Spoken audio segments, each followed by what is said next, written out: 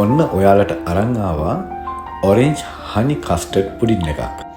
මේ කස්ටර්ඩ් එකේ විශේෂත්වය තමයි මම මේකට පාවිච්චි කරා තනි දොඩම් ගෙඩියක යුෂ සහ ඒ දොඩම් ගෙඩියේ පොත්ත.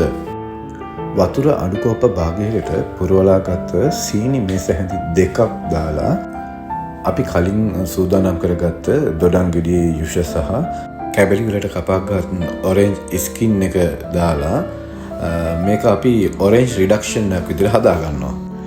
ඒ හදාගත්ත සිරප් එක පැත්තකින් තියලා ෆ්‍රෙෂ් මිල්ක් මිලිලීටර් 600කට සීනි පුරවලා මේස හැඳි 3ක් සහ කස්ටර්ඩ් පවුඩර් පුරවලා මේස හැඳි 3ක් යොදා ගනිමින් අඩු ගින්දරේ හොඳට අපි මේක දිය කරගන්නවා.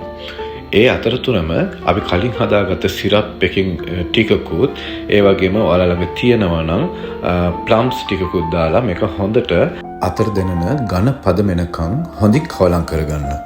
ඒ අතරතුර කස්ටර්ඩ් එක දාන්න බලාපොරොත්තු වෙන භාජනයට අපි මුලදී සකස් කරගත්ත ඔරෙන්ජ් සිරප් එකෙන් ටිකක් අඩියට දාලා අපි මේ කස්ටර්ඩ් එක මේ භාජනයට දාගන්නවා.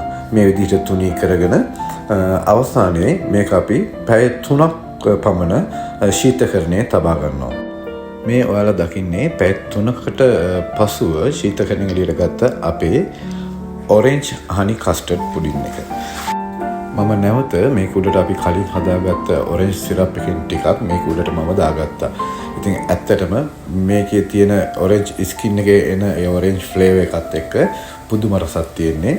ඇත්තට මමත් පළවෙනි වතාවට තමයි මේ විදිහට කස්ටර්ඩ් පුඩින් එකක් try කරේ.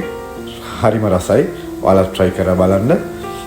ඉතින් ජය වේවා කිව්වා සියලු දෙනාටම අපි නැවත හමු වෙමු.